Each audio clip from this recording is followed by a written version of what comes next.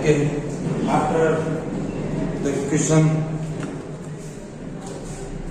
this exercise, chapter 10, vector, question number 14, 15, 16, 17.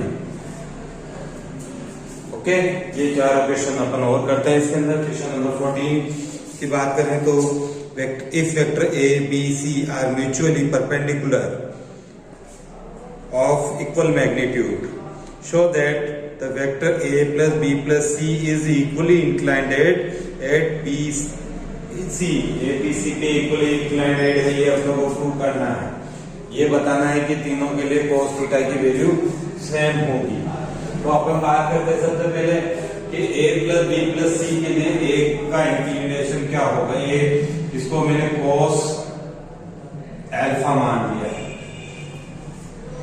यानी vector a dot a plus B plus C upon mod of a vector mod of a plus B plus C vector is equal to, ये अपन लोग को सबसे पहले calculate करना है।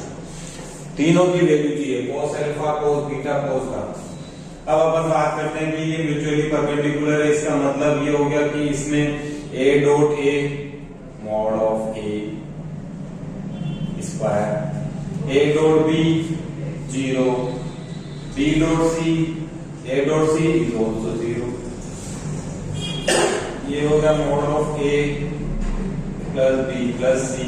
तो ये एक पार्ट इससे भी गया, mod of A upon A plus B plus C अपने पास आ जाता है। और mod of A mod of B और मॉड ऑफ सी की लिए अगर अपन बात करते हैं तो उसी तरीके से cos बीटा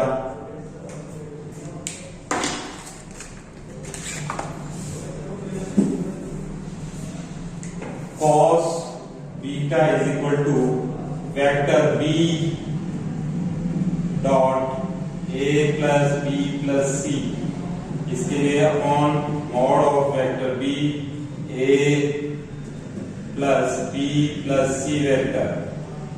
ध्यान से समझिएगा, ये आ जाएगा b dot a 0, b dot b mod of b का square, a dot c 0। Mutually perpendicular बोल रहा है, इसका मतलब a dot b dot c dot a is equal to 0, a dot b dot C और C dot A is also 0।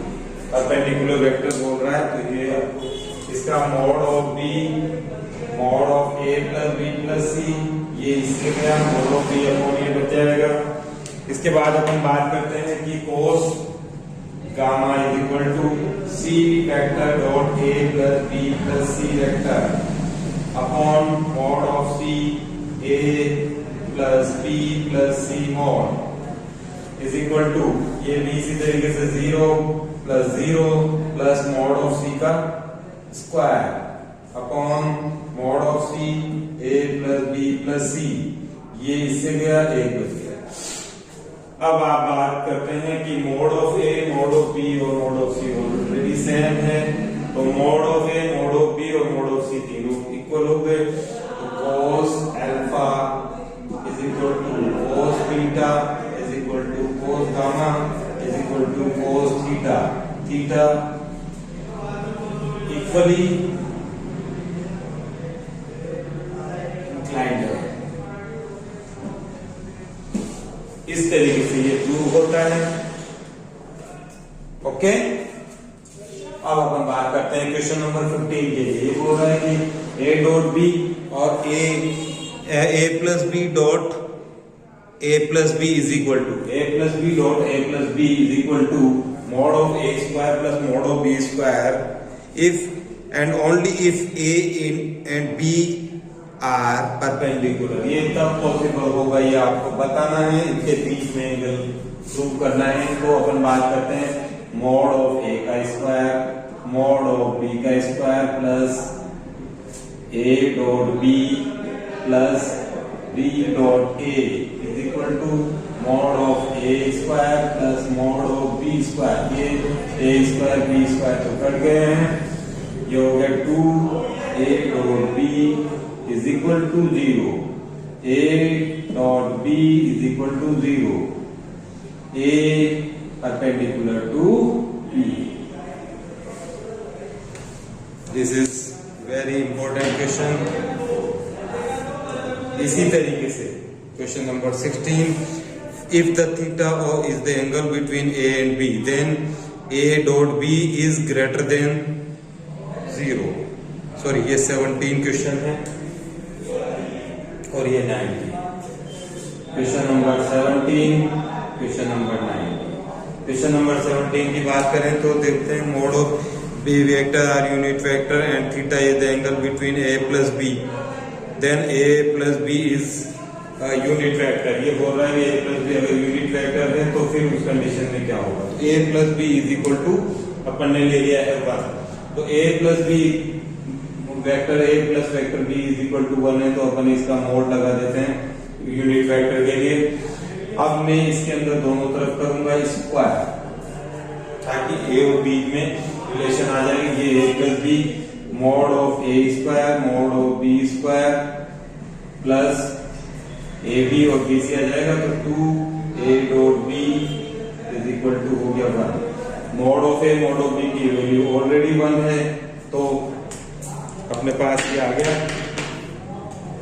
1 plus 1 plus 2 A dot B cos theta is equal to 1.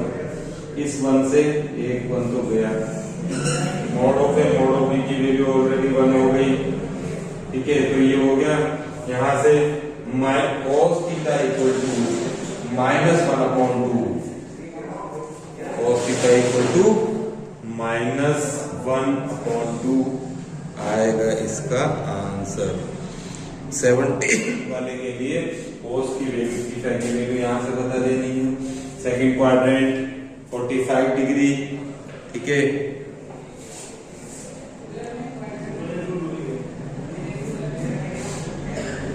से बन गया 1 plus -1/2 इसका. इसी तरीके से question number 19 के अंदर, if A dot B mod is equal to A cross B mod, तो इसके अंदर आपको बताना है कि थीटा की वैल्यू